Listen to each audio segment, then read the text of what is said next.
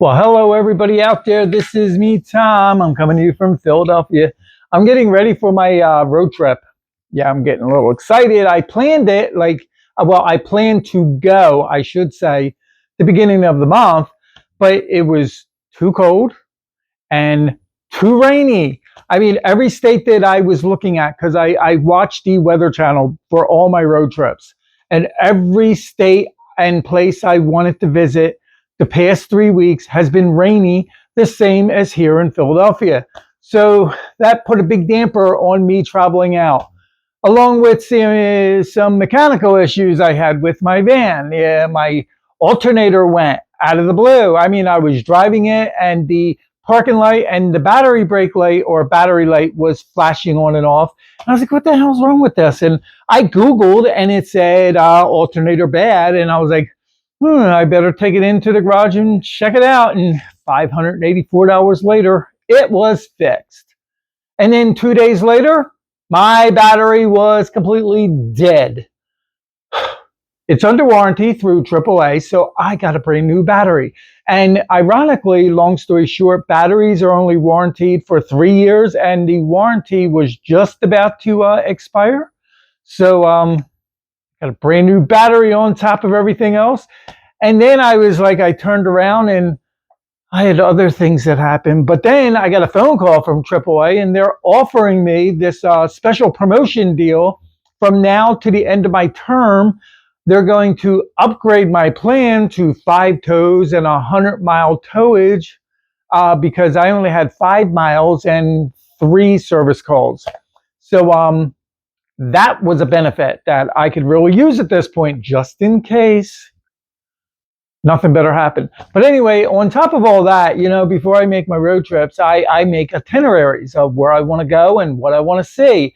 Now, granted, there's a lot to see in every state and every place I want to go, but I'm not there to see everything. I'm there to see what I can and just move on, because the ultimate goal is to get to New Orleans. And I'm not staying in any spot longer than a day. So, it's a no-brainer, make it simple and easy. And that's how all my road trips have been.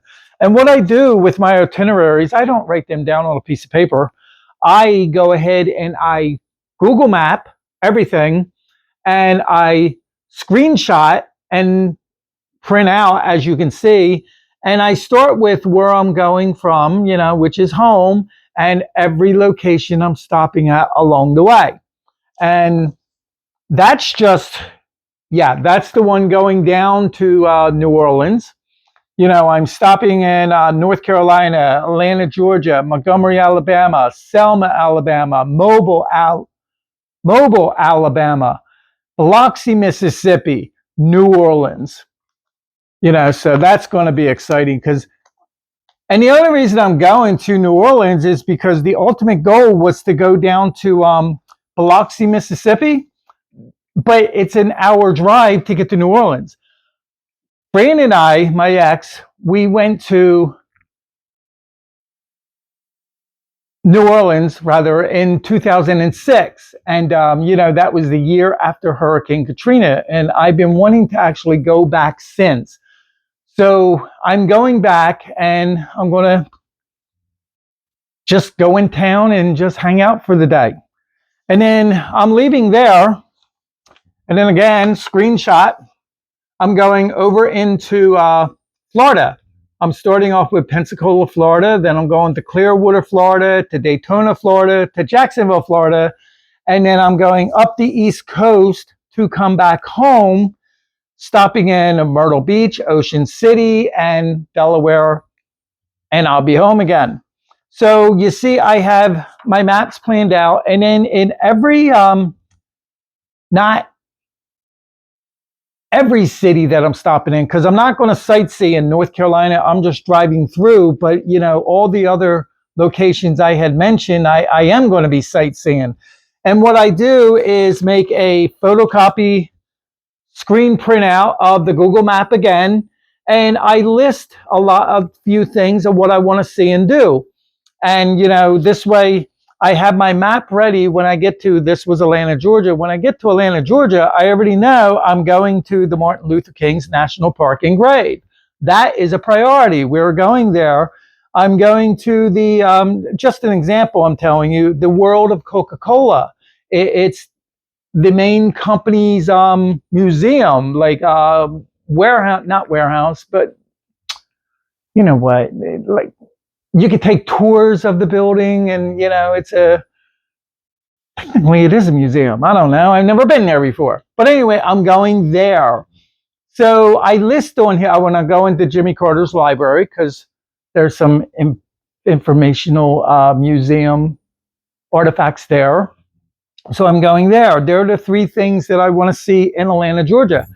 When I decide on a city that I want to go to, such as Atlanta, I will Google sites to see and do, and I will pinpoint down to what I really want to see.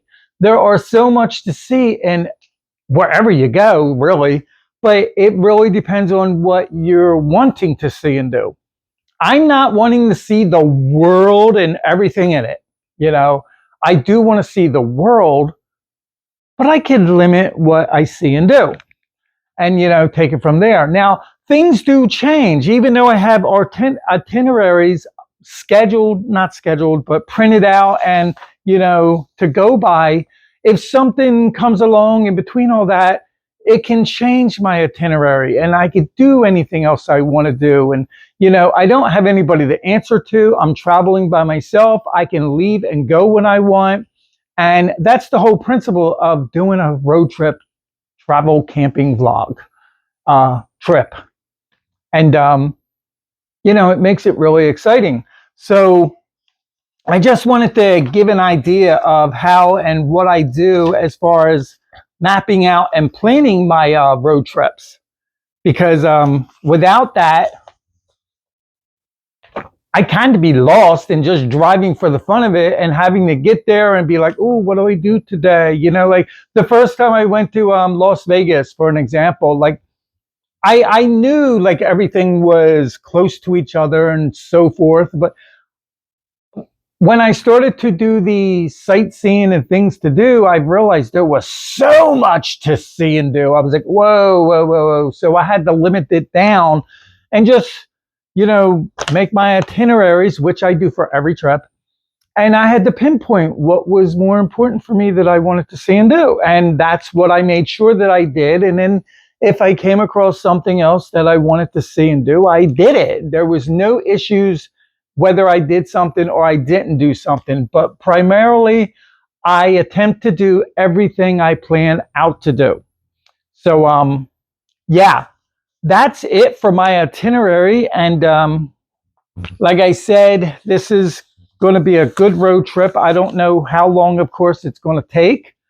I'm planning it within a week or two. The car's done, so I can go. I have everything ready now. The weather is cleared up. It's not that rainy anywhere. And even if it does rain here and there, which is not an issue, but the past 3 weeks, it was raining every day, everywhere. So that was not going to happen for my road trip this year. Last year, I did 3 road trips without any rain at all. It was absolutely perfect. Well, actually, I had 4 road trips last year without any rain. But yeah, I'm getting ready for my road trip. With that being said, I have a Facebook group called Stealth Camping Travel Adventures. Join me there. Join my group. I'm going to be listing my van, which I have, my interior van, which I have videos of that. They're also here on YouTube. And I'm going to be adding more things on my Facebook page than here on YouTube. So follow me on both my YouTube channel and my Facebook group, Stealth Camping Travel Adventures. Now, for those of you who don't know what really stealth means being somewhere and not noticeable, basically, to the point. So that means I'm going to be in my van sleeping, and stealth is for nobody to know that I'm sleeping within the van. I can park anywhere I want, being stealth, as long as nobody knows that I'm there. and I'm parked legally. That's the key right there, legally. Um, I have specified in the past I sleep at truck stops, Walmart parking lots were available because not all Walmarts allow you to park overnight. Cracker Barrels, the restaurant, will allow you to park overnight. Planet Fitness allows you to park overnight, but be careful because if they're in a shopping center that does not allow overnight parking, then you can't. But if the Planet Fitness is open 24 hours a day, nobody's going to know you're in your car and not in Planet Fitness. Um, I have yet to sleep on the side of the road in a residential area or wherever, but yes, that is possible when you're stealth camping. Stealth camping does not necessarily mean that you're living out of your car, eating out of your car, cooking out of your car, so to speak. Now, camping means you're just like sleeping in your car. Now, there are a lot of people who do cook and eat out of their car. Some people even live out of their car. That's not me. I'm a traveler. I do this for fun. I want to travel and not have to worry about cooking food and dealing with food in my van. Therefore, I eat out. Now at home, I rarely ever eat fast food or eat out, period. I eat everything fresh and whole at home. Whenever I go away, I eat out. Excuse me. I eat out. I'm not a big eater. I'm not a picky eater. I can't eat much. So primarily, I live at McDonald's. I get chicken Caesar wraps from Walmart because they're already made up in there. And, I may stop at a store and get a slice of pizza here and there or whatever the case may be. I don't take food unless I do take snacks. Don't get me wrong. I take snacks and water and soda and something to drink within my van. I have a cooler I fill with ice, for water and so forth. But as far as food goes, I don't necessarily take food with me, but I do have a cooler. So if I go to Walmart, I see a sandwich, or if I'm at the truck stop and I pick up a sandwich here and there, I could actually put it in my cooler if I'm not going to eat it right then and there. But yeah, I don't cook in my van. I do not go to campsites because, I've been to so many campsites tenting. I did not create my camper van to go to a campsite and be stuck in one position and not do anything. I want to be able to drive, sightsee, and explore and keep driving and do as much as I can with as much time that I have. So don't think stealth camping means you're camping at a campsite. Not every campground permits vehicle sleeping. They'll allow RVs and things like that, but as far as sleeping in the back of your car, like, no, that's not common practice at a campground anywhere, unless, you get lucky. So when I say stealth camping, that means stealth in your vehicle on the side of the road, somewhere legal. And stay safe, everybody, if you're out there doing this, because, it can be a little dangerous. But as long as you take the right precautions and, stick to the, I don't want to say good areas, but like, well-lit areas and populated areas, and you're not like stuck in the corner of a wood cul-de-sac by yourself, that's kind of creepy. But yeah, it is what it is. But with that being said, I'm going to get off here. I hope everybody has a great day. And again, follow me on Facebook, Stealth Camping Travel Adventures. And I will be talking to you soon. Thank you. Bye.